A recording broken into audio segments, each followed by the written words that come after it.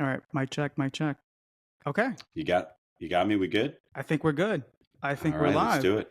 Joe, how are you doing, sir? I'm doing great. I'm having a great day. How about yourself? I'm doing pretty good, man. I'm doing pretty good. I know we've kind of and for the record, a lot of this is my fault. I've been slacking severely with the editing and dropping of the episodes. So if there's anyone the fans need to be upset with, it's with me. I mean, we both had some scheduling conflicts. We did some vacations. We had some stuff going on. You went away. I went away. People got sick. Shit happens, man. It's life. Yeah, because it is August 28th. We recorded an episode maybe a month ago, Yeah, about that. right? And I have not dropped it. I have not taken the time out of my day to edit it. It's a lot, man. And we've talked about, the amount of work that goes into editing a podcast. I think we were talking about this the other day where your significant other, Carolina, was saying that she wanted to start a podcast with a friend. And I guess he kind of stopped it because of the amount of work that went into it, right?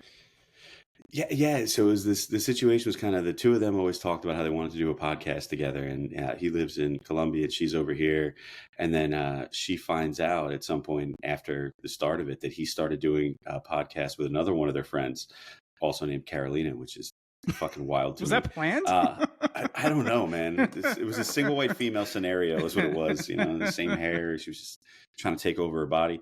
But now I don't know. So they kind of did it for a little while, and he's like, "Man, this is a lot of work. Fuck this, I'm done." And I guess they just kind of ended it abruptly, rather than us that take long hiatuses in between in between recording and or editing, or just fuck up and don't record an awesome episode that we we talk about.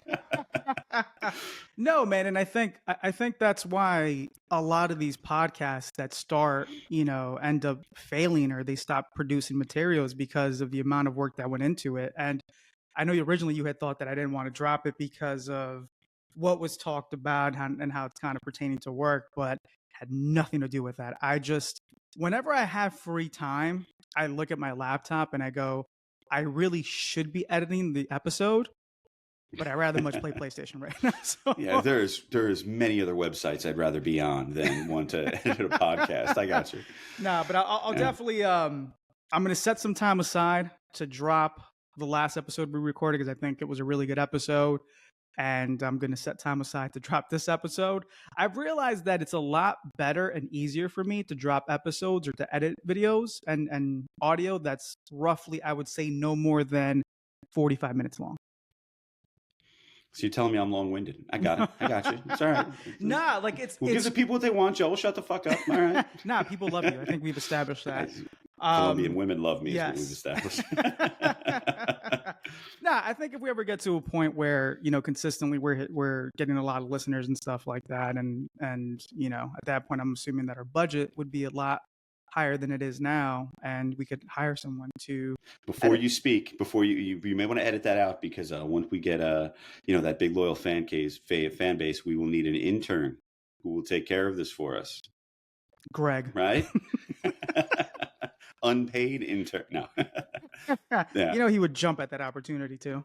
Oh, he probably would. Yeah. Yeah, he So probably would. yeah, that's funny. So speaking about the conversation we had the other day and the talking about the podcast and whatnot, we had a little outing with some friends not that long ago, and Yes. I may or may not have done something kind of mean to you. And Yeah, you're an while asshole. I'm not gonna while I'm not gonna apologize, I am gonna tell the story.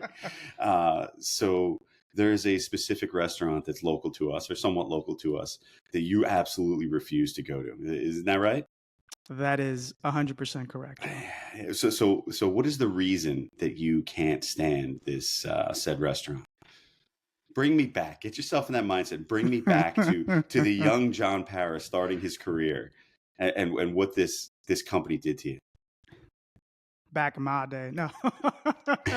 So the restaurant that you're referring to is called the Chimney Rock Inn. They have multiple locations in different parts of New Jersey. I think one of the more prominent ones is in Gillette, New Jersey, or some shit like that. I don't know. But anyways, when I was fresh out of college, I was stressing out trying to find an HR job and I was applying everywhere. And I had gotten an email from one of my professors in college who would send mass emails to all alumni that would say these are all the positions and all the companies that are hiring for HR positions. And I took a look, and one of them was Chimney Rock Inn. So I said, great, fantastic. The pay wasn't the best. We're talking about back in 2015, I think they were offering $45,000 a year or something to that effect. So Rough. yeah, that's rough. Yeah. So I saw that. I said, okay, cool. Sounds good. Restaurant work, not a problem. Apply. So a couple days go by. I get a call, and I'll never forget this lady's name. She was nice. She wasn't the problem. But she basically calls me in. I go in for an interview.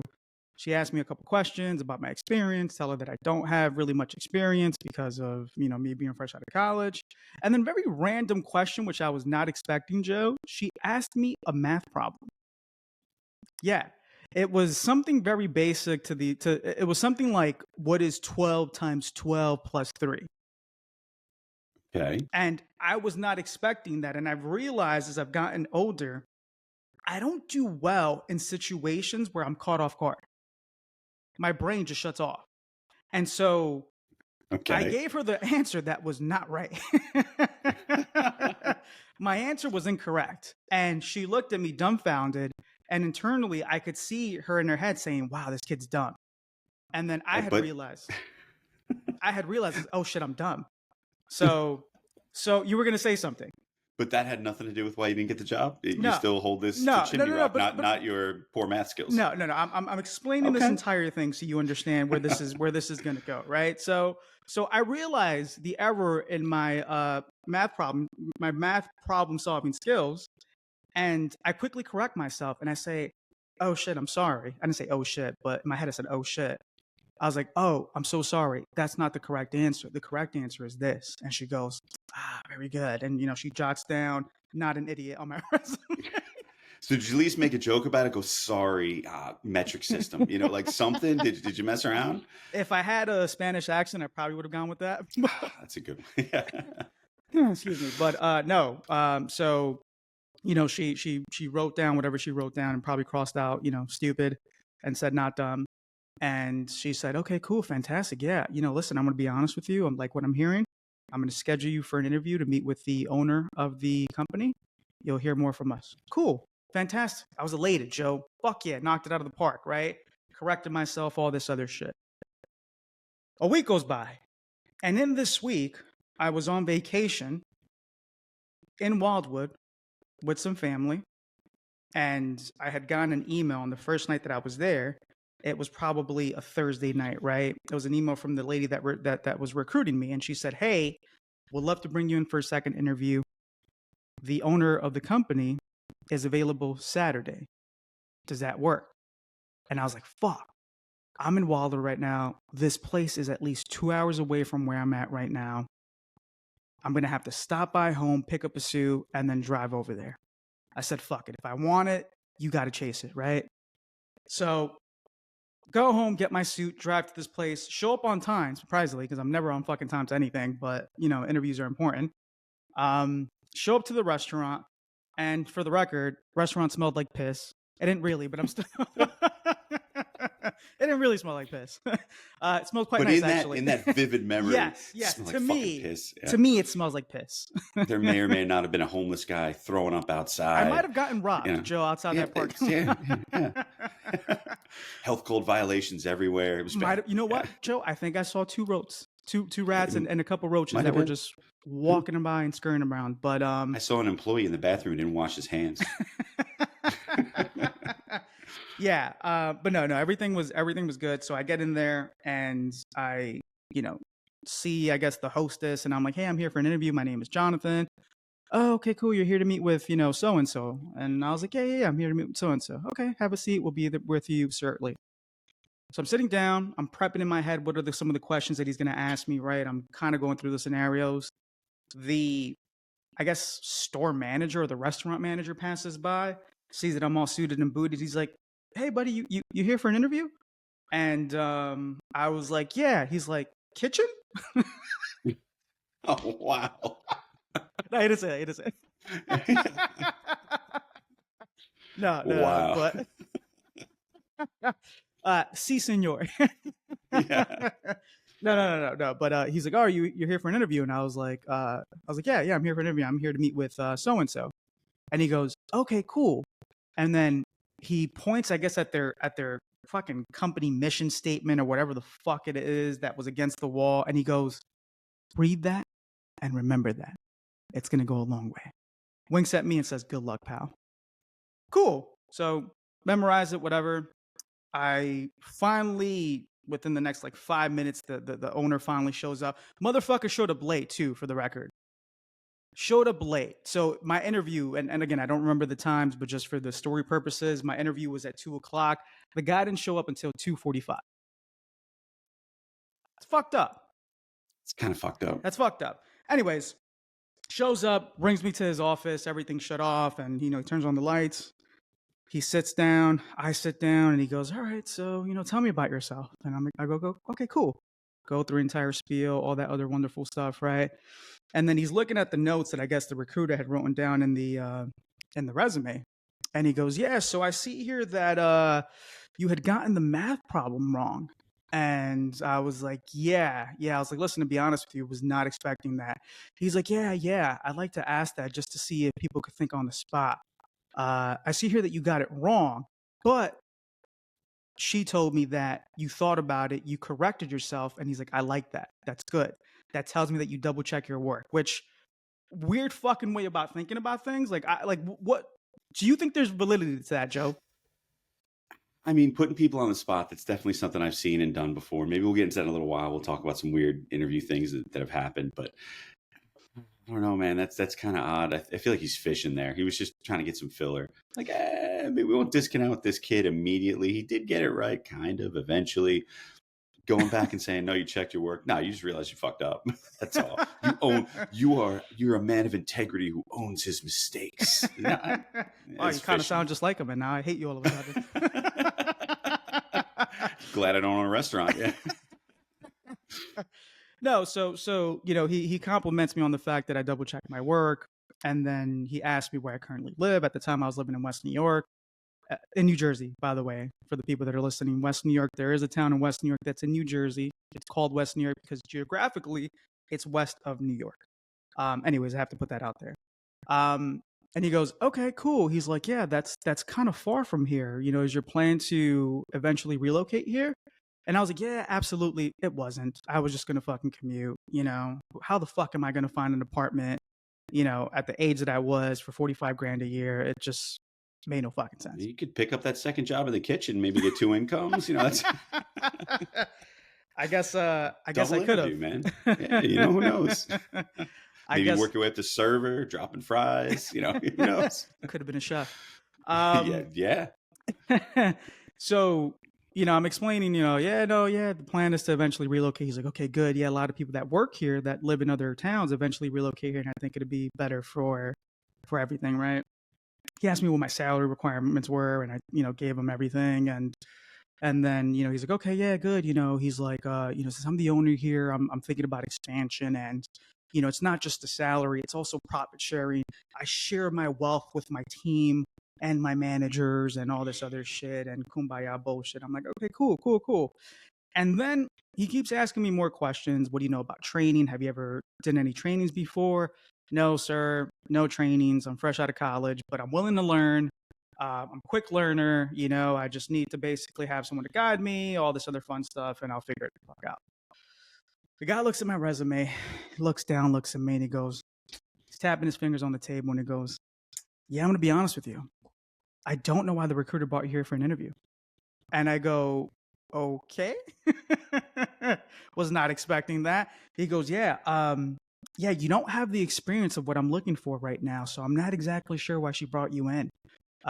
Maybe if we were looking for a line cook." No, I'm joking. We wouldn't hire you for that because you have no experience either. No. But no, he's like, we don't, if we're looking for like an intern or something like that, we give you the shot. But I hate to say that you wasted your time, but you more or less wasted your time. And Wow. Yeah, I was like, okay, cool. And then he goes, all right, well, best of luck to you. Shook his hand, and I was fucking pissed. All right. Fuck the Chimney Rock Inn. All right. So I got a couple of follow-up questions to this. So all in from the time it took you from leaving Wildwood, going home, changing, prepping, doing your thing, shave, shower, whatever, to going there, getting turned down, waiting for this asshole who showed up late, going back home, changing, getting back down to Wildwood. How much time do you think you lost on that vacation? Bro, you know what's crazy? I didn't even like drive back. At that point, it was just Really? like, yeah, I was like, fuck it. Like, I'm already home. I'm not going to drive another 2 hours and change to go back to this when we were probably leaving, the next day at night. I was like, fuck it. I'm going to stay home. So, cut my vacation short. This guy was a complete fucking dick. So, I go back to my earlier point of fuck the Chimney Rock Inn. Listen, we're getting to that. We're getting to that. I want to see if this man did anything to redeem himself. So knowing that you went to a fairly popular restaurant, I believe it was rated on Barstool, the whole thing. Like this place, it's a thing. Knowing that you went there and this guy killed your whole day, and I don't know if he knew that you came up from all the way up from Wildwood or not, but knowing the situation, did this man at least offer you lunch at his establishment? Did not offer me shit other than to tell me, our pizza's pretty good. Maybe when you're in town again, you should swing by and try it.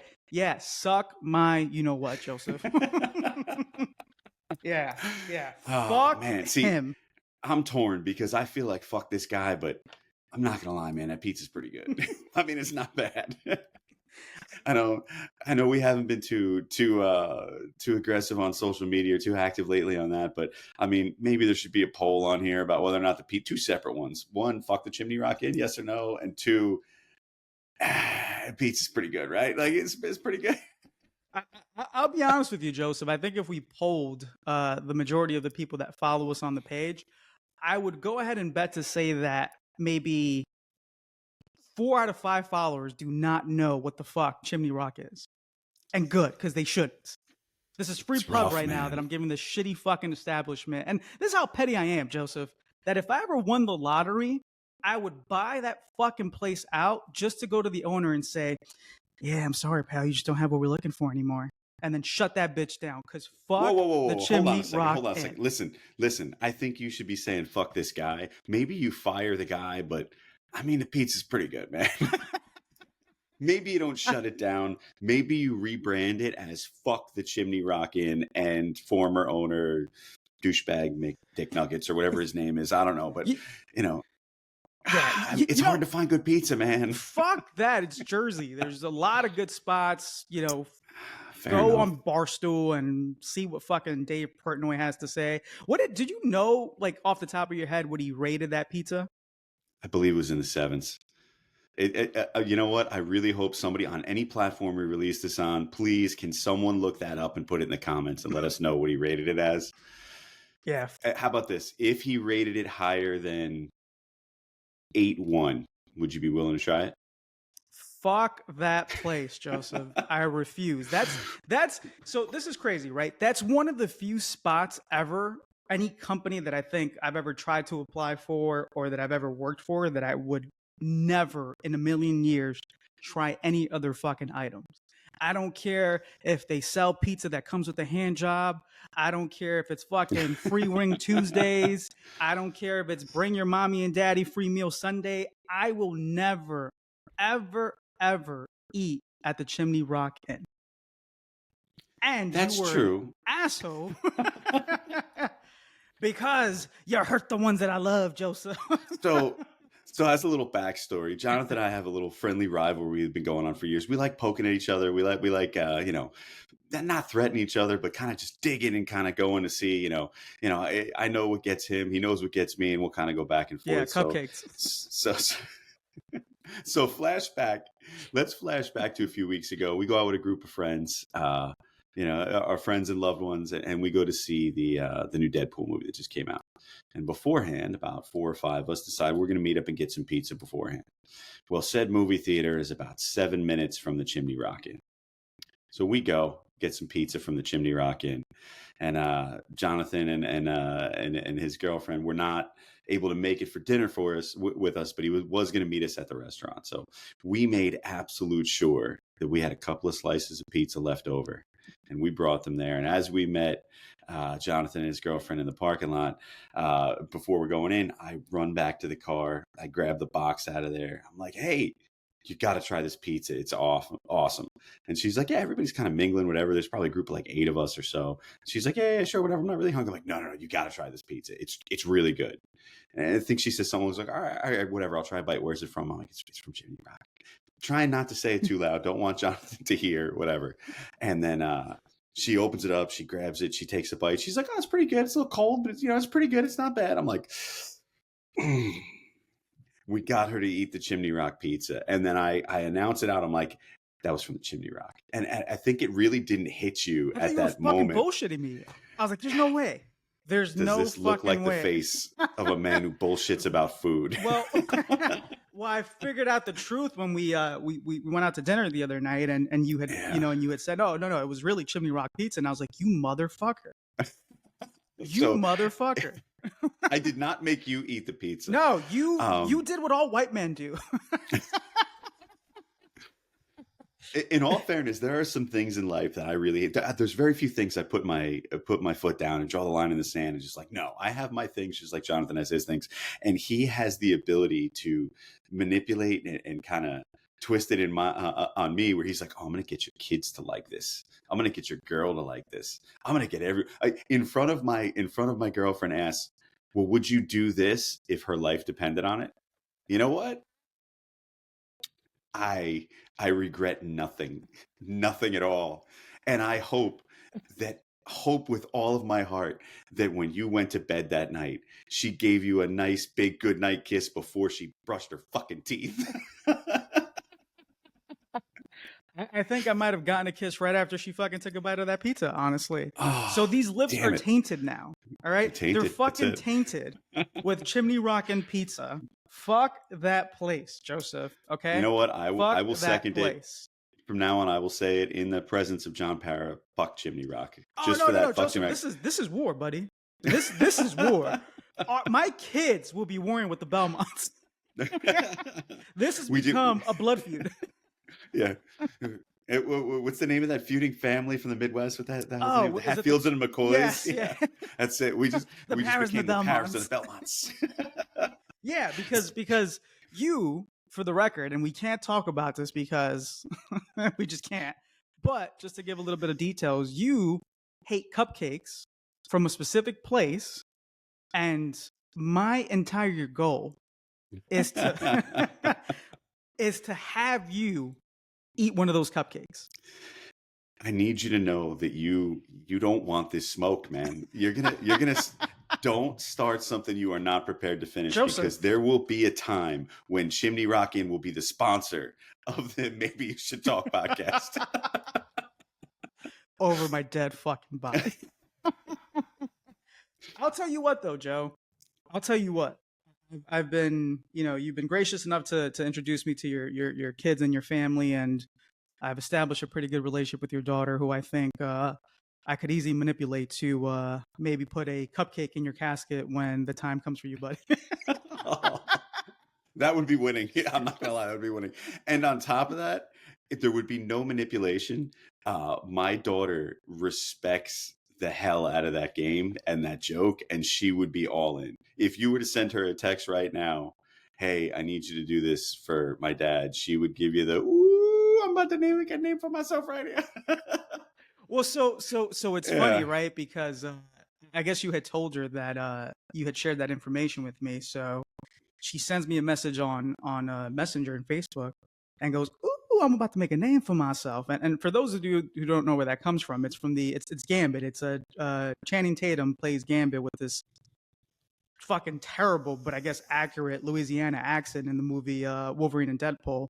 And so it's been really catchy and people have been saying it. So she says it to me, right? And you guys were traveling to South Carolina, and I was like, I need you to do me a favor.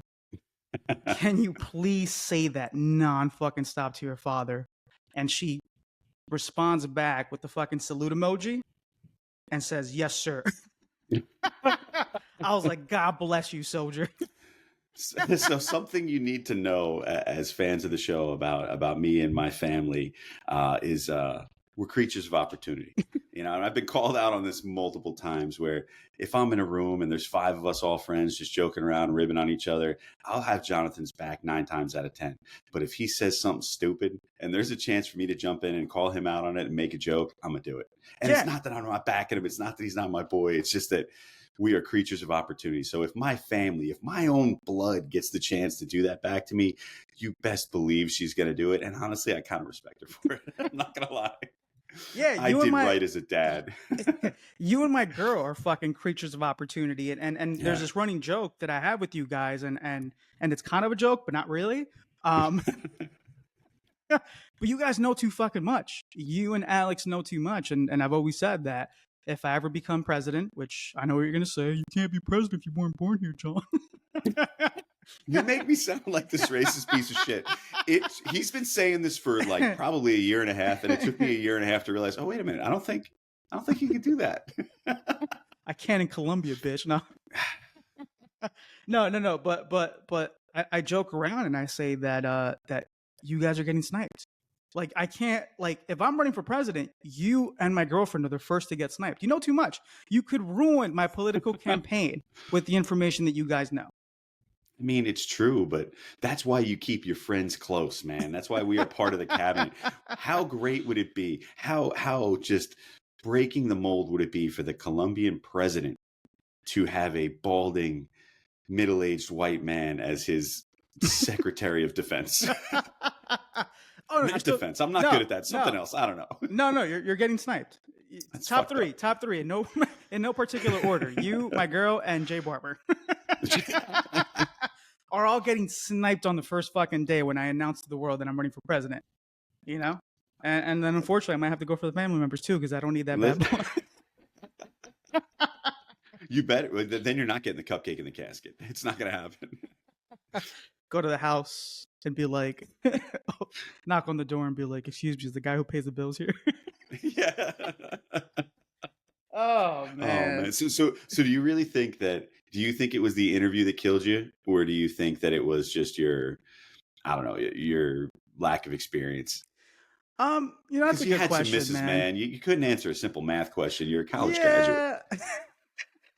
I mean, maybe that's a test to see if you're lying. You know, I don't know. Well, I mean, some employers verify that shit. You know, my current company now, when I put down that I had my bachelor's and, you know, from Rutgers, they verified that shit through the background check. But no, man, I think they didn't verify any of mine. They just look at this and assume I'm not lying. Maybe it's you, man. I'm just saying, maybe you should look in the mirror. Maybe there's one in the bathroom at Chimney Rock. Maybe. But no, I think all jokes aside, I think, you know, as I've kind of advanced in my career and, you know, I've interviewed many different people and all this other shit, I think what it ultimately came down to was he wasn't wrong. I didn't have the experience that he was looking for.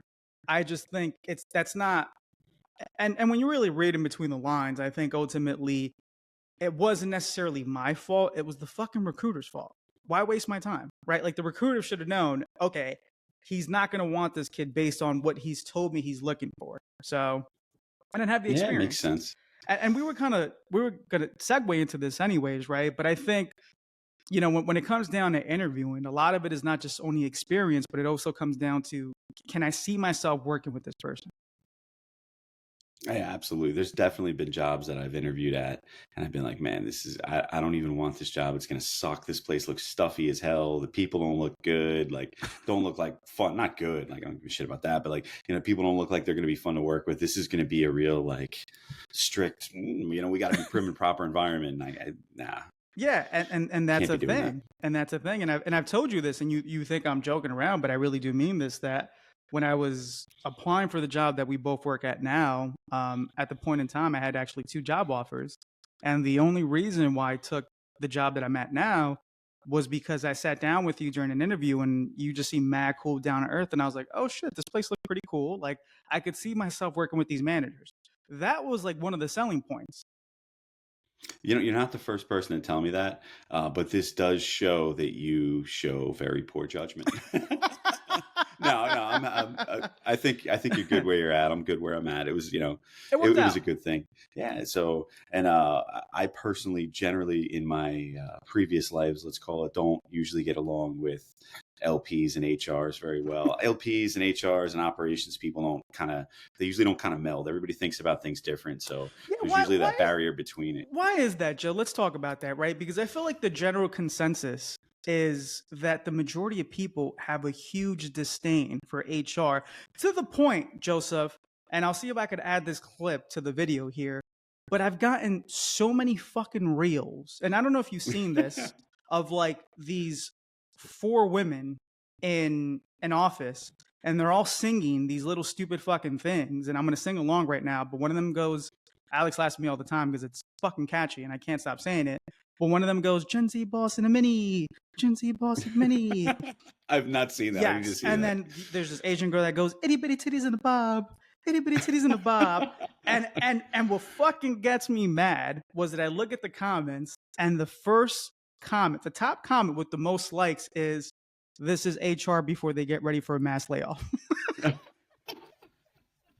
Oh, that got me so mad. Or potentially a privilege walk, but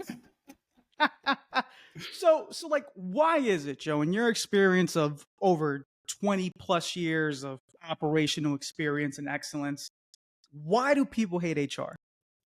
we both have the exact same goal: to do as little as fucking possible. We just want to go home. We just want to get our shit done and go home. And sometimes that means breaking the rules, or sometimes that means twisting the rules a little bit, or maybe not playing within the He speaks for confines. himself. 100%, absolutely. This is a Don't generalized fucking bring me statement. down with you, Joseph.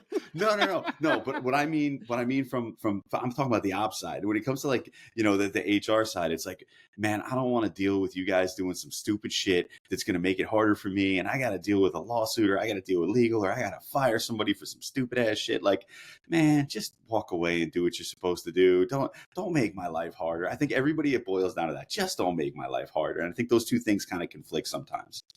Me not making my life easier is I don't know, maybe just trying to get done as quick as possible. And if a guy cuts a corner or something, maybe some people would look the other way. I'm not that guy, but I'm just saying maybe some people would look the other way. And from like the HR side, it's more like, no, you're doing that, you're could be breaking a safety rule or legal something or whatever.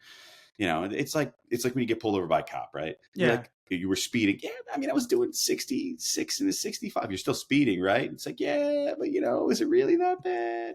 I think that's the kind of way we look at it sometimes. I don't know. That's just in my experience. No, and I think that's fair. Listen, I obviously do HR. That's what I do for a career. And that's more or less the common theme is just the amount of pushback. And it sounds like a lot of people that work in HR either useless or not the most fun people to engage with, or just complete assholes, because like the general consensus again is HR fucking sucks. And like I think what people usually tell me is like, you're the first HR person that I like, and I go, Yeah, thanks. I think I said to you, thanks, you're not an HR robot, is what I've called you, is or what I've said to you. It's But a so lonely like, field, man. It's a yeah, I lonely get field. it.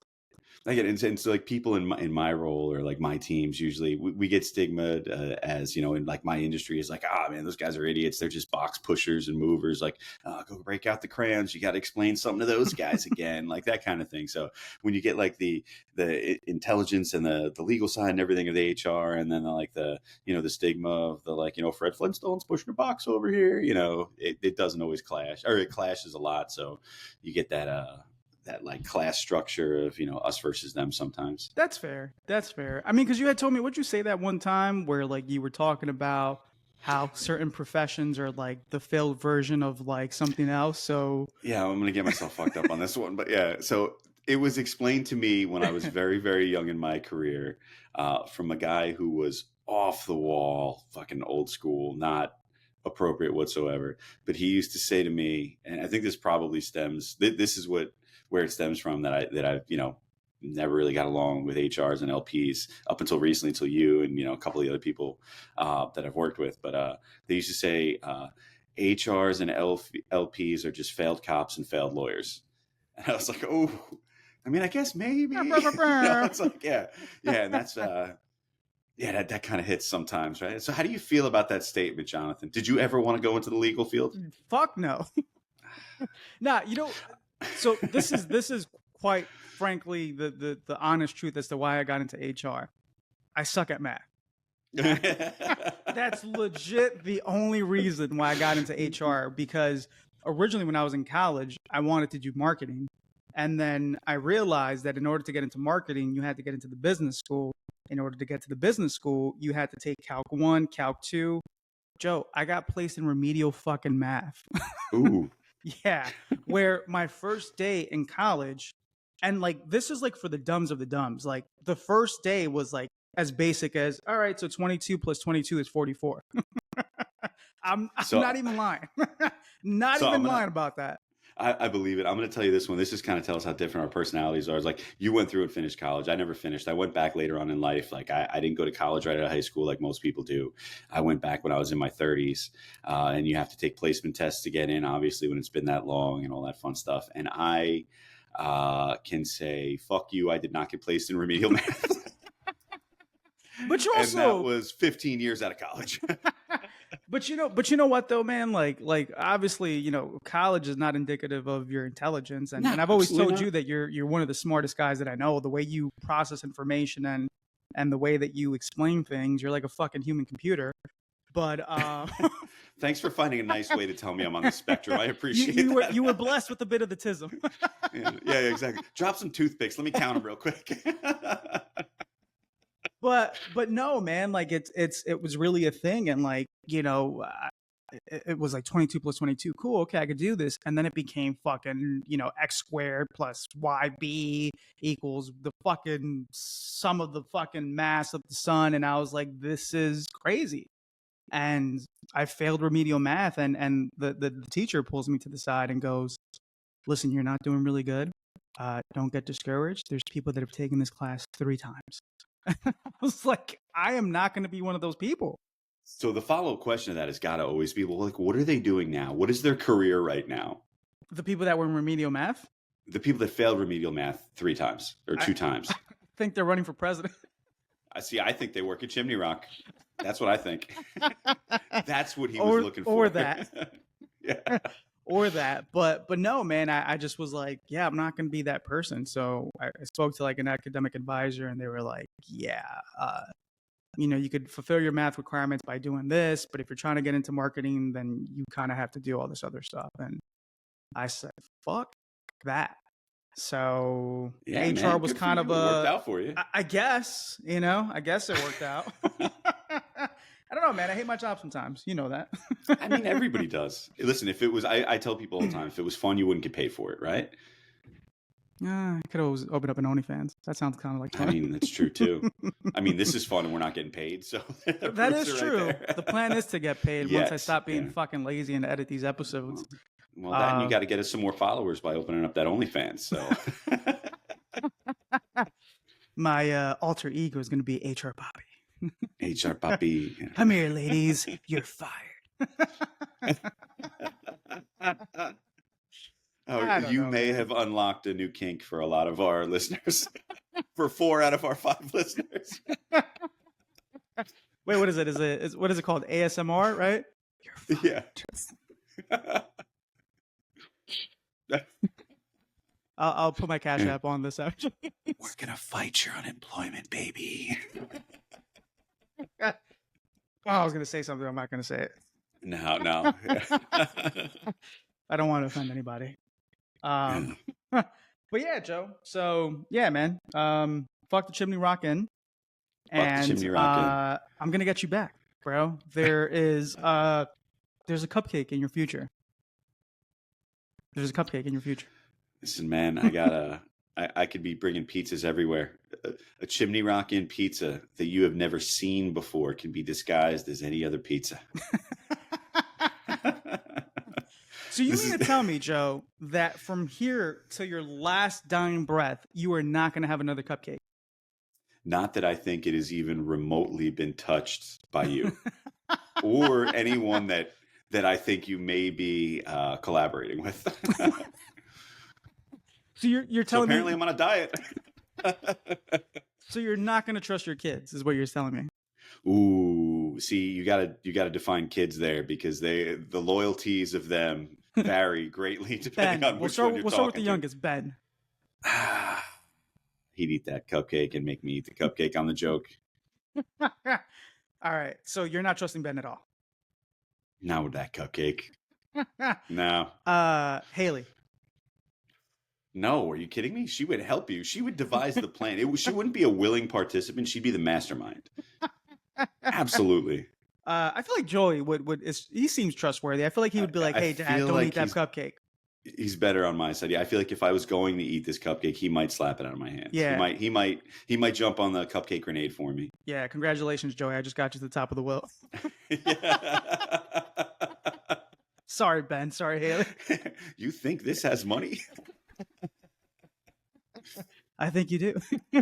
Yeah, the life insurance has just enough to bury me and get one pizza delivered to you. Oh shit, man! But Joe, this was fun, man. It was definitely good. Fun. I enjoyed it. Yeah, you know what it is, man. It's like this is in itself kind of like another job, and I think I do enjoy doing it. But then there's moments where, like, I'll be honest with you, where I'll be like, you know, we'll talk at work, like, oh, we're gonna record an episode, yeah, and then like on my drive home, I'm like, fuck. I gotta edit. I don't want to edit. I just want to go home, watch TV. You know, Alex makes fun of me, and she calls me an old man, and every time I start saying old man shit, she goes, "Get on my lawn." Yeah, she humbles me. That. Yeah, she fucking humbles me. I mean, I get it, man. Sometimes you just want to, you know, go home and watch the Golden Girls. I get it, you know. Old episodes of MASH or something. I'm a simple man, damn it. Yeah. But Joe, well, it's been fun, my friend. Yeah, I'm gonna get you to eat a cupcake, Joe. One way or another. You're not gonna expect it. The day you get married, I'm going to have someone come as my plus one. We've talked about this. You are going to ingest this wonderful cupcake, and I'm going to live for when you say, oh my God, this is delicious. And where'd you guys get this? And I'm going to tell you who fucking made it, Joe. And then I'm going to run because I feel like when you get mad, it's scary. It'll be my life's work to just bury you in Chimney Rock pizzas. No. Yeah, I mean, we'll see. I knew that there was a potential that this could start some shit, and I was willing to accept that responsibility. And to you, I say, game on. Game on. People, thank you for tuning in. Actually, you know what? If you're listening to this, please DM us. I will get you Joe's address, and you could ship him all the cupcakes that you want. Joke's on you. This is just my fat guy plan to get more cupcakes. Oh my God, I was going to say something, but I couldn't. It gives too much info. God damn it. All right, we'll revisit this. This is why we need sponsors, folks. Yeah. Get the people in. Tell your friends about the podcast. We need followers. We need sponsors. We need it all. Yeah, so we can be more vocal without being scared of losing our job. We will turn down no, and I mean no sponsors other than bakeries and the Chimney Rock Inn. I think that's fair. I think that's fair. People, until next time, thank you for tuning in. Make sure to rise up. Peace.